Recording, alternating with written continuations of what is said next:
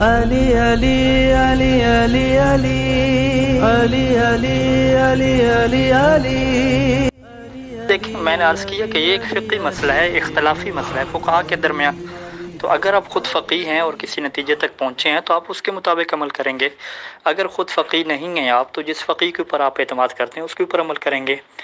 آغا شیخ سند ہو گئے، آغا سید صادق شیرازی ہو گئے، یہ لوگ قائل ہیں اس چیز کے، باقی فقہا بھی اس چیز کے قائل ہوں گے، ایک اچھی خاصی تعداد آپ کو مل جائے گی۔ لیکن اس کا یہ مطلب تو نہیں ہے کہ بس آپ دیتے چلو، یہ تو نہیں ہے بھی۔ اگر آپ خود فقیہ ہیں تو بسم اللہ، آپ پہنچے نتیجے تک تو دیں، آپ 14 کی گواہی دیں، 72 کی گواہی دیں، جتنی گواہیاں دیں، کوئی ایشو نہیں ہے۔ اگر آپ خود فقیہ نہیں ہیں اور کسی دوسرے فقیہ کے اوپر اعتماد کر رہے ہیں تو آپ اسی فقیہ کے مطابق چلیں، وہ آپ کو 14 کی گواہی دینے کی اجازت دے، 72 کی گواہی دینے کی اجازت دے، آپ اس کے مطابق چلیں۔ اگر وہ کہے کہ نہیں جی ہمیں روایات میں 2 گواہیاں ملی ہیں اور جن روایات میں 3 گواہیاں ہیں وہ ہمارے نزدیک ثابت نہیں ہے روایات، تو آپ پھر اسی کی تحقیق کے مطابق چلیں گے۔ تو اب موضوع گفتگو کیا چل رہا تھا آپ لوگوں کا مجھے نہیں پتہ۔ اگر یہ موضوع چل رہا تھا کہ جی کوئی فقیہ بھی اس چیز کا قائل نہیں ہے کہ نماز میں شہادت ثالثہ نہیں ہونی چاہیے، اگر کوئی اس طرح کا دعویٰ کر رہا تھا تو وہ غلط کر رہا تھا۔ فقہا کا اختلافی مسئلہ ہے یہ، اور جو بڑی تعداد ہے، زیادہ تعداد ہے، وہ اس کے برخلاف ہے، یعنی وہ کہتی ہے کہ نماز میں یہ اضافہ شمار ہوتا ہے۔ جس طریقے سے نماز میں آپ اضافی سجدہ کر دیں تو وہ سجدہ بھی تو اللہ کو ہو رہا ہے، تو اس سے نماز کیا ہو جاتی ہے؟ باطل ہو جاتی ہے۔ آپ کوئی کہ یہ کہ یہ اللہ کو سجدہ کرنے سے نماز باطل ہو جاتی ہے، ہاں وہ اضافہ ہے، اس میں کوئی اللہ کے سجدے کی بات نہیں ہے، اضافہ ہے نماز کے اندر۔ تو ایک اچھی خاصی تعداد یہ سمجھتی ہے کہ یہ نماز میں اضافہ ہے کیونکہ اس کے اوپر ہمیں معتبر روایت نہیں ملی، اور کچھ فقہا کا یہ سمجھنا ہے کہ نہیں جی نماز میں اضافہ نہیں ہے، ہمیں روایات ملی ہیں، کلی قانون ہمیں ملے ہیں، اس سے ہم یہ سمجھ سکتے ہیں کہ یہ نماز میں اضافہ نہیں ہے، یہ درست ہے، پڑھ سکتے ہیں۔ تو یعنی ایک فقہا کے اختلافی ایشو ہو گیا نا۔ تو اگر یہ اختلافی ایشو ہے تو جس طرح دیگر فقہا کے درمیان اختلاف ہے مسائل کے درمیان، یہ بھی ایک اختلاف ہے مسائل کے درمیان۔ اس میں ہم لوگ تو یہ کہتے ہیں کہ اگر آپ فقیہ نہیں ہیں اور یا تھوڑے بہت نہیں ملا ہیں، میری طرح جو ہے وہ ایک طالب علم ہیں اور مکمل جو ہے وہ استنباط اور استدراک اور روایات کی اور حدیث کی پہچان نہیں رکھتے، معرفت نہیں رکھتے، تو آپ کو جانا پڑے گا ایک فقیہ کی طرف، ایک ماہر سینئر فقیہ کی طرف جانا پڑے گا، اس کے اوپر آپ کو بھروسہ کرنا پڑے گا۔ تو ہم تو یہ کہتے ہیں، یعنی اس میں پھر اختلاف مومنین کا کس کے درمیان ہو رہا ہے، کیوں یعنی نزاع پیدا ہو رہا ہے، وجہ اس میں کیا ہے وہ مجھے نہیں معلوم ہو سکی۔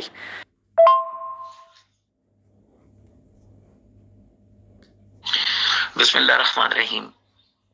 اللہم صلی علی محمد وآل محمد وجل فرجہ۔ تقی ہاشمی صاحب، آپ نے جو باتیں کہی ہیں مجھے اس پہ کوئی اعتراض ہے ہی نہیں ہے۔ حقیقت یہی ہے جو آپ نے بیان فرمائی کہ شیخ سند ہوں یا شرازی صاحب ہوں یا اور بھی کچھ مراجع ہیں جنہوں نے اپنی توضیحات المسائل میں، اپنے فتاویٰ میں، جیسے میں نے یہ سید عباس یزدی جو ہیں ان کا فتویٰ یہاں پہ عکس لگایا کہ انہوں نے اجازت دی ہے کہ آپ یہ گواہی نماز میں دے سکتے ہیں۔ باقی کچھ ایسے بھی ہیں جو کہتے ہیں کہ نہیں دے سکتے ہیں۔ ٹھیک ہے، دونوں صورتوں میں ہمارا جو اصل موضوع تھا وہ یہ تھا کہ اگر کوئی شخص یہ گواہی نماز میں دیتا ہے تو دوسرے کو یہ حق نہیں پہنچتا کہ وہ یہ کہے کہ تیری نماز باطل ہو گئی۔ یہ گواہی نماز میں دی جا سکتی ہے۔ کس نظریے سے دیتا ہے یہ وہ گواہی دینے والے کا مسئلہ ہے۔ وہ اسے مستحب سمجھ کے دے رہا ہے، وہ اسے واجب سمجھ کے دے رہا ہے، وہ اسے اوجب سمجھ کے دے رہا ہے، وہ حصول ثواب کے لیے رجا کی نیت سے ہے، قربتاً اللہ کی نیت سے دے رہا ہے۔ یہ ایک علیحدہ چیپٹر ہے، مجھے اس پہ ڈسکس نہیں کرنا۔ بیسک بات یہ ہے کہ یہ گواہی نماز کے تشہد میں دینے کی اجازت خود آپ کے فقہا میں سے کچھ فقہا دے رہے ہیں۔ مطلب یہ ہوا کہ جو لوگ یہ خیال کرتے ہیں کہ یہ گواہی دینے سے نماز باطل ہو جائے گی، ان کا موقف 100% درست نہیں ہے۔ اختلافی مسئلہ ہے آپ کے فقہا کے درمیان، بالکل جینون بات ہے، یقیناً ہے، تبھی تو یہ سارا اختلاف آج قوم کے اندر موجود ہے۔ اگر ان میں اختلاف نہیں ہوتا، اگر وہ مشترکہ طور پہ بیٹھ کے آپس میں ڈسکس کر کے ایک مشترکہ فتویٰ جاری کر دیتے تو شاید آج میں اور آپ یہ چیز ڈسکس نہیں کر رہے ہوتے۔ ہے اختلافی مسئلہ، لیکن جس شخص کے اوپر حجت تمام ہو جائے، میرے جیسا بندہ جس نے اپنی تھوڑی بہت معمولی سی تحقیق کے بعد کچھ کتابوں میں سے عکس نکالے، کچھ کتابیں پڑھے، تلاش کی جس میں تشدد لکھا نظر آیا، معصوم کی اجازت نظر آئی، اس کے بعد میں اس بات پر یقین کر جو ہے کامل کر بیٹھا میرا یقین کامل ہو گیا کہ یہ گواہی نماز کے تشہد میں دی جا سکتی ہے، تو اس کے اوپر کسی کو اعتراض نہیں ہونا چاہیے۔ میری نماز کو باطل کہنے کا حق کسی کو حق حاصل نہیں ہے، اور اس بنیاد کے اوپر اگر کوئی غالی نصیری یا MI6 کا ایجنٹ کہے اور یہ کہے یہ تو 15-20 سال پہلے کا مسئلہ ہے، تو پھر اس کا جواب تو بنتا ہے نا میرے بھائی۔ بسم اللہ الرحمن الرحیم، اللہم صلی علی محمد وعلی محمد وعجل فرجہ۔ تقی ہاشمی صاحب، اگر آپ اوپر سٹارٹ میں ساری بحث میں دیکھیں، کل جو لمبی چوڑی بحث بھی ہوئی وہ میں اسے بحث ہی کہوں گا، اس کی ابتدا میں نے کچھ جملے لکھے تھے کہ مجھے اس چیز سے غرض نہیں ہے کہ آپ یہ گواہی دیتے ہیں یا نہیں دیتے ہیں، یہ گواہی دینا یا نہ دینا یہ آپ کا اور اللہ کا معاملہ ہے، یہ آپ کا اور رسول اللہ کا معاملہ ہے،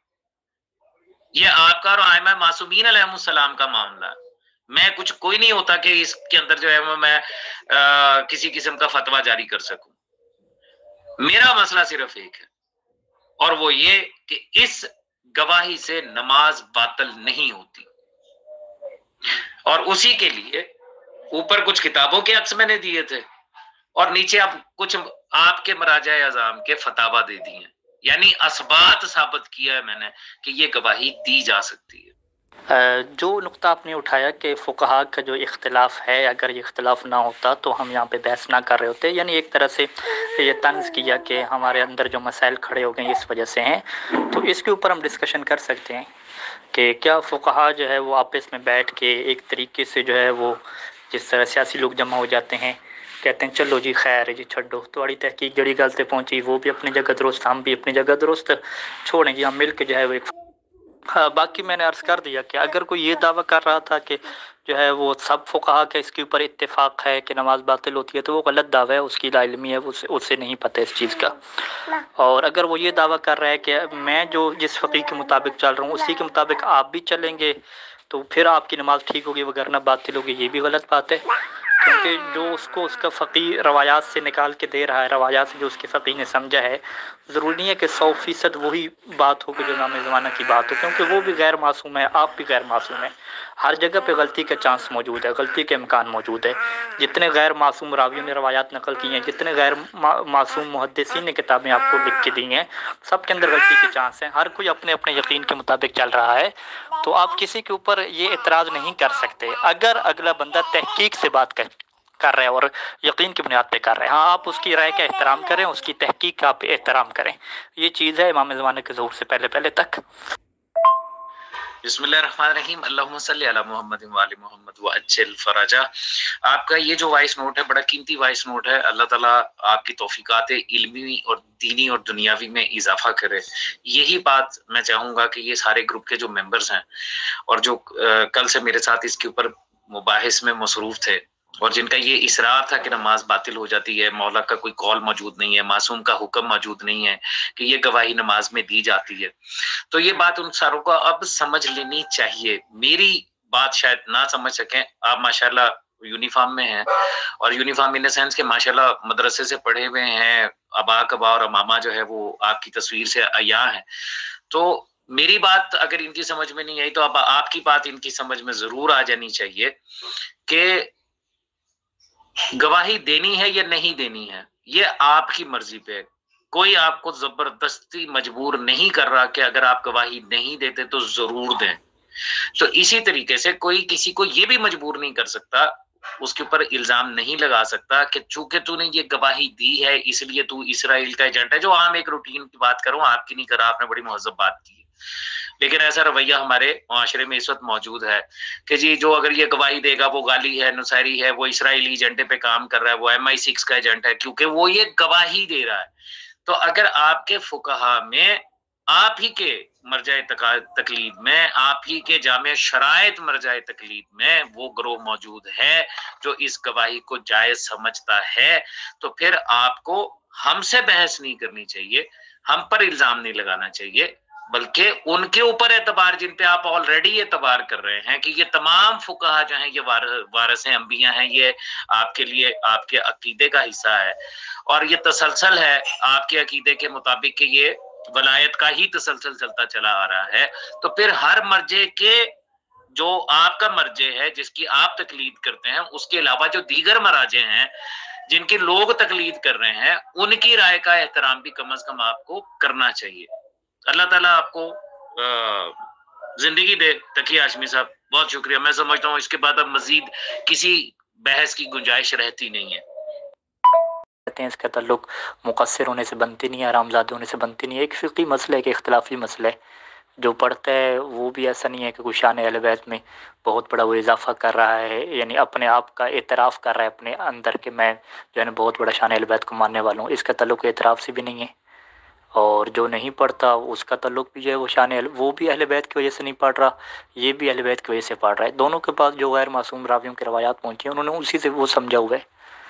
تو میرا بات یہ ہے کہ ہمارے علمی ماحول میں تو یہ روش نہیں ہے، بالکل نہیں ہے۔ کوئی اس کی بنیاد پہ کسی کی ایمان پہ کوئی شک نہیں کرتا، کسی کی معرفت پہ کوئی شک نہیں کرتا، سارے ایک دوسرے کے پیچھے نماز بھی پڑھتے ہیں۔ پرابلم آپ کے پاکستانی معاشرے کی ہے، سوشل میڈیا کی ہے، کہ جو اس سے کہہ دے کہ نماز میں اضافہ ہے اور نماز اس سے باطل ہوتی ہے، اس کے اوپر آپ لوگ جو ہے وہ مقصر ہونے کا فتویٰ لگا دیتے ہیں۔ تو کیا یہ فتویٰ لگانا مقصر ہونے کا دلیل کی بنیاد پہ ہے یا خواہش کی بنیاد پہ ہے کہ آپ کی پارٹی سے بندہ الگ ہو گیا، آپ کے نظریے سے مختلف ہو گیا تو فتویٰ دے مارو؟ ہاں بالکل میں اس فتوے کو کنڈم کرتا ہوں کہ جو پڑھنے والے کو نصیری اور غالی کہتے ہیں وہ غلط کہتے ہیں اور وہ شدت پسند لوگ ہیں۔ تو ادھر سے بھی شدت پسندی آپ لوگوں کی طرف سے، لیکن آپ اسے شدت پسندی مان نہیں رہے، آپ واضح انداز میں مان رہے ہیں کہ یہ شدت پسندی ہے۔ ٹھیک ہے، آپ کہہ رہے ہیں نہیں نہیں، پھر اس سے مقصر تو کہیں گے، وہ یا تو دلائل بیان کرے یا تو دلائل بیان نہیں کرتا تو پھر ہم مقصر کہیں گے، یا عوام میں دلائل نہ لے کر اپنے درمیان چپ کر کے بیٹھے۔ پھر یہ تو بات کی باتیں ہیں نا، وہ دلائل تک پہنچا ہے، اس نے تحقیق کی ہے، سید سیستانی ہوں، شیخ بشیر نجفی ہوں، باقی فقہا بھی ہوں، تو اس کا تعلق مقصر ہونے سے کیسے بنتا ہے؟ کیا ائمہ اہل بیت علیہ السلام کا نام لینے سے ہم اس بات کا اعتراف کر رہے ہیں کہ ان کی فضیلت زیادہ ہے؟ اگر نام نہیں لیں گے تو ہم ان کی شان میں تقصیر کرنے والے بن گئے ہیں؟ یہ قانون کہاں سے نکالا گیا اور کہاں سے نکلا؟ علمی حوزات میں تو ایسی کوئی روش موجود نہیں ہے۔ آپ کے پاس یہ دلیل موجود ہے کہ آپ مقصر بن جاتے ہیں تو آپ اس کی وضاحت کریں۔ میں ایک دفعہ پھر اگلے میسیج میں کیا سوال واضح کر کے رکھ رہا ہوں، جو بندہ، جو فقیہ اہل بیت علیہ السلام کی روایات سے اس نتیجے تک پہنچا ہے کہ نماز میں تیسری گواہی دینا تیسرے سجدے کی طرح ایک اضافہ ہے جو کہ نماز کو باطل کر دیتا ہے، وہ فقیہ اس اپنی فہم کی وجہ سے، اپنی اس یقین کی وجہ سے مقصر کیسے بن جاتا ہے؟ شان اہل بیت میں کمی کرنے والا کیسے بن جاتا ہے؟ حالانکہ وہ اہل بیت کی روایات سے یہ نتیجہ نکال رہا ہے اور وہ اپنے یقین کی بنیاد پہ یہ نتیجہ نکال رہا ہے۔ تو اس کا تعلق اس بات سے کیسے بنتا ہے کہ وہ اہل بیت کی شان میں جو ہے وہ کمی کر رہے ہیں؟ یہ آپ مجھے بات سمجھا دیجیے۔ بسم اللہ الرحمن الرحیم، اللہم صلی علی محمد وعلی محمد وعجل فرجہ۔ تو